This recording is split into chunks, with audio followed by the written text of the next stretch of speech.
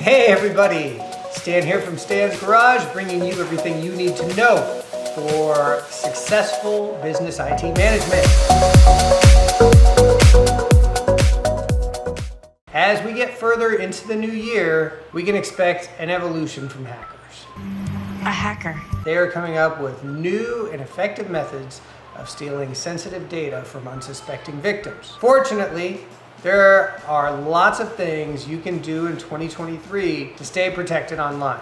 Let's get into a few of these tips. Start by using strong and unique passwords, right? No brainer, you probably hear it all the time. If you watch some of my videos, I frequently get into this. One of the best things you can do right now for your online accounts is changing your passwords. Having strong passwords are the most important step in securing your online accounts, right?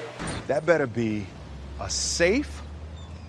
Strong passwords will lessen your chances of falling victim to brute force attacks. Just having a 12-character password, one upper, one lower, one number, and one non-alphanumeric will take brute force hacking 34,000 years to crack versus an 8-character simple password that can be hacked in maybe minutes with some special password hacking software, particularly if you're just using simple dictionary words. So just by adding 4 simple characters, you're going to be able to secure yourself that much better. And the other thing is use different passwords for each of your accounts. This is going to prevent hackers from accessing all your accounts just by finding one of your passwords compromised somewhere. I would highly suggest using a password manager, something like Keeper or 1Password or a couple others, maybe not LastPass because there are some questions there right now, because they're going to create and suggest strong and unique passwords for each account, and they're going to store them in an encrypted vault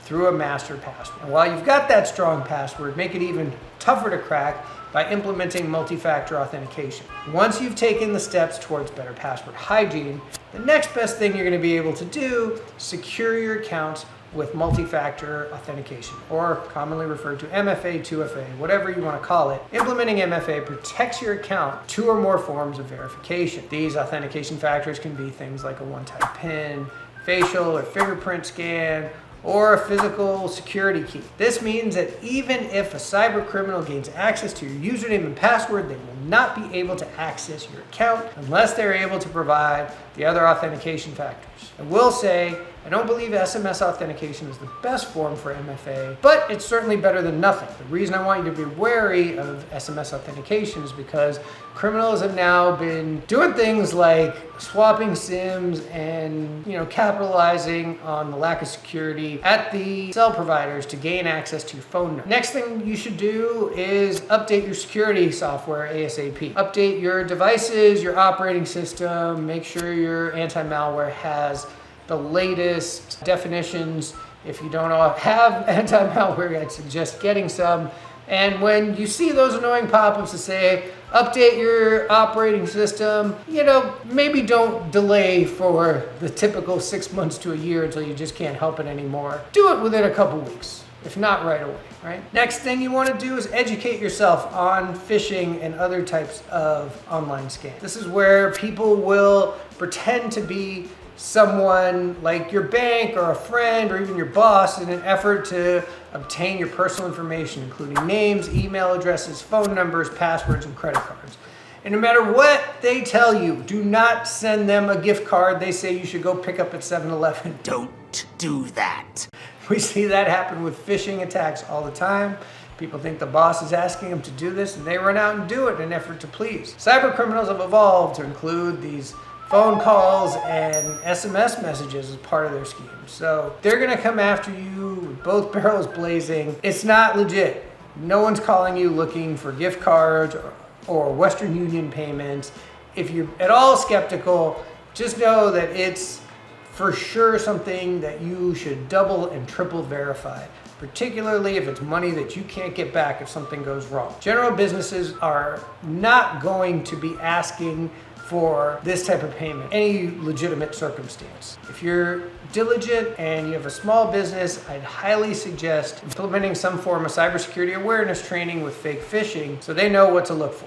Employees' misjudgment is one of the most common ways that these things slip through the cracks. And finally, when all else fails, you really want to have a reliable backup system. It used to be very simple to recover data from ransomware, easily restore data from a local backup. But as the threat actors have improved their skills, it's much more challenging for victims to recover data after a breach. They'll actually go ahead and destroy your backups. Yep, that's happening. So this is why it's important to save your backups in a separate offline location that, you can do something as simple as taking an external drive and storing it somewhere else on top of a cloud-based backup. There's multiple ones out there. Better to be safe than sorry. So even if ransomware encrypts your files, those offline, offsite backups will not be affected. But as always, if you have any thoughts, questions, comments, I would love to hear them in comments below. Or if you're a business and you need some help in formulating your cybersecurity plans or just have some general questions, feel free to schedule some time with me via the Calendly link below.